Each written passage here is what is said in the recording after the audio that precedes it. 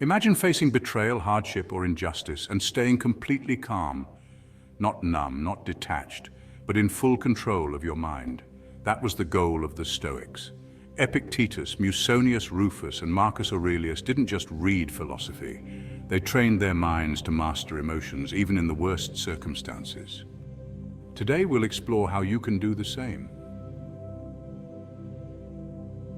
Emotions are powerful. Anger, fear, envy, they can take over your decisions, your day, even your life. Modern psychology calls it emotional hijacking, but the Stoics faced this daily without therapy apps or self-help books. They lived in times of war, political chaos, and personal tragedy.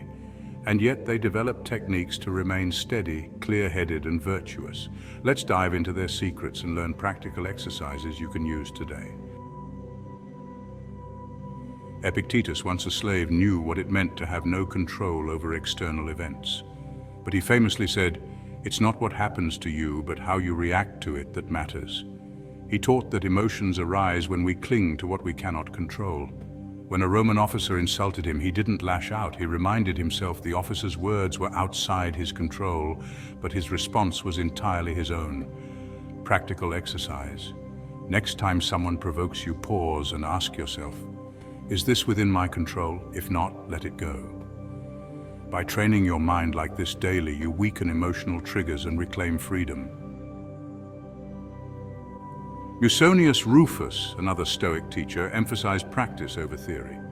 He believed that philosophy wasn't just to think about, but to live. He instructed his students to face small hardships intentionally. Endure cold baths, skip luxuries, or practice restraint in meals. Why? To strengthen the mind's resistance to larger emotional storms. He would say, difficulty shows what men are. By confronting minor discomforts voluntarily, you build the ability to remain calm in unavoidable hardships. Practical exercise introduce small daily discomforts, cold showers, fasting, or silence periods. It trains your mind to handle stress without panic, anger, or frustration. Marcus Aurelius, Emperor of Rome, wrote his meditations during wars, plagues, and betrayals. One striking moment, he discovered that one of his closest generals had betrayed him. Instead of anger, he reminded himself, if someone does wrong, it is because they are misguided. It is not a reason for me to lose my reason. He practiced self-reflection daily, writing down his thoughts and examining his reactions. This allowed him to see emotions clearly and respond rationally instead of impulsively. Think of modern life. A coworker insults you, or a driver cuts you off, or a loved one disappoints you. Most people react with frustration, resentment, or anxiety. Applying Stoic methods changes the game. You pause, you recognize what's within your control. You respond with reason, not emotion. This doesn't make you passive, it actually makes you powerful.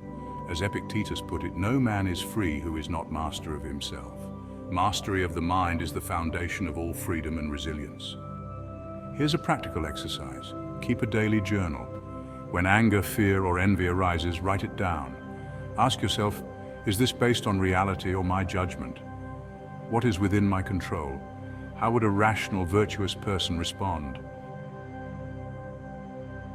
So, inspired by the historical figures in this video, here is a list of powerful Stoic techniques for use in your life from now on. 1. The pause. Before reacting, just take a deep breath and count to 3. This interrupts the emotional surge and lets reason step in. 2. Premeditatio malorum, or negative visualization, is about imagining setbacks before they happen. This prepares your mind to remain calm when life delivers them. Musonius taught this to both soldiers and students. 3. Daily journaling and reflection, just like Marcus Aurelius' meditations, are basically emotional mastery and practice. Reflecting helps you spot recurring triggers and patterns. 4. Voluntary discomfort, as Musonius said, means small hardships condition the mind. Even a 5-minute cold shower or a bit of fasting can really strengthen your emotional resilience. Stoic emotional control isn't magic, it's training, practice, and reflection.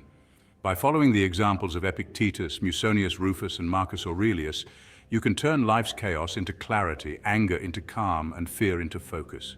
Start small, pause, reflect, endure minor hardships, and you'll see your mind become unshakable. If you want more Stoic wisdom and practical techniques from history's greatest thinkers, subscribe and turn on notifications. Master your mind, master your life.